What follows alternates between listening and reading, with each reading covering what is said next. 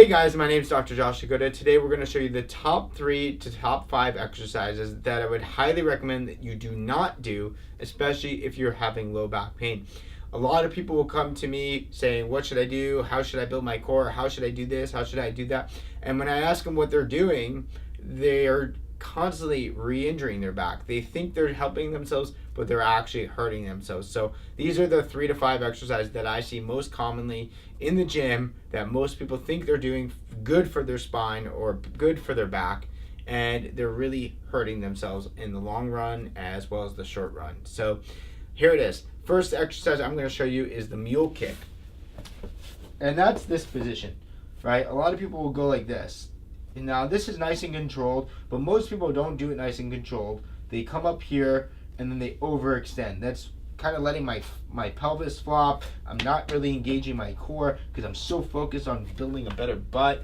I'm also, if I go too hard and go too high, what that does is that arches the spine like this, from arching it over, and you're actually jamming the spine together. So most of the time, people are actually jamming their spine. They're not really getting that much of a glute workout because they're trying to get so many reps in, and they're not engaging their core. So they end up hurting their spine in the long run, as well as the short run. And I could just tell you, just by showing that to you, it didn't feel so good on me. So that's one exercise I would highly avoid because it's so compressive in nature, and you're really not engaging your core.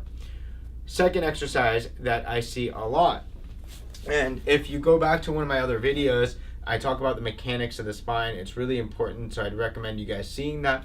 But these next 2 to 4 exercises are going to be very similar in theme, and that is the hamstring stretch. Now, the reason we want to avoid the hamstring stretch is because hamstrings usually don't have much to do with your lower back pain. And you're probably saying to me right now, yeah, they do. And I'm like, no, they don't, but your choice. I would highly recommend that you avoid stretching your hamstrings for this one reason. The one reason is that our spine doesn't want to be rounded. Okay, we shouldn't be rounding our spine.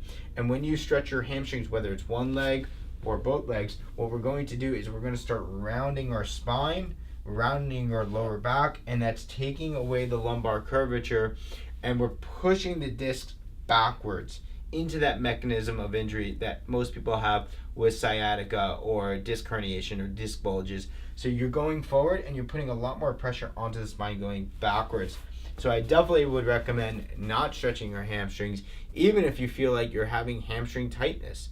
I would really avoid that. I think that most people, they get an analgesic effect, meaning it feels good at short term, but they don't help themselves in the long term. So that's number 2.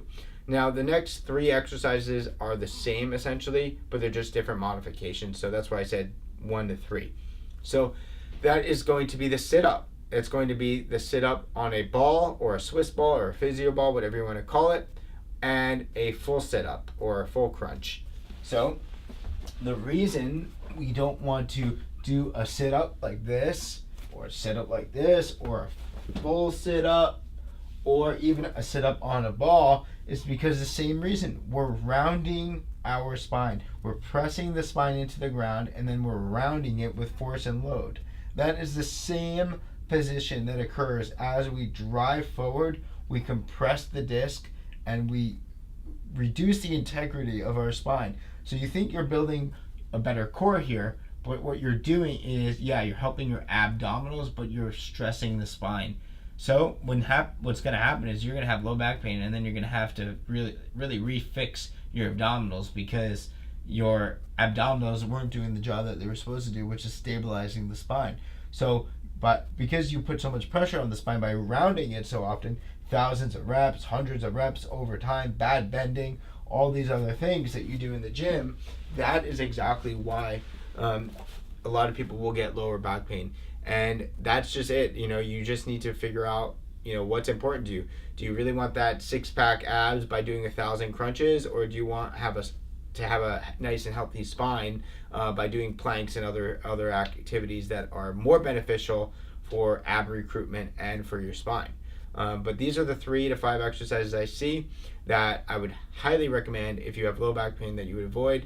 And if you're looking to save your low back, and just not have back pain in general, then I would definitely just avoid these because there's no evidence that shows that these exercises are good for you long term, especially if they are the same mechanics that increase sciatica, disc herniations, and disc bulges. So, guys, just a thought for you. Hopefully, you take my recommendations on this and improve your low back. All right, I'm Dr. Josh Jagoda. Thanks for stopping by, and don't forget to subscribe to our channel. We'll see you guys next time. Take care.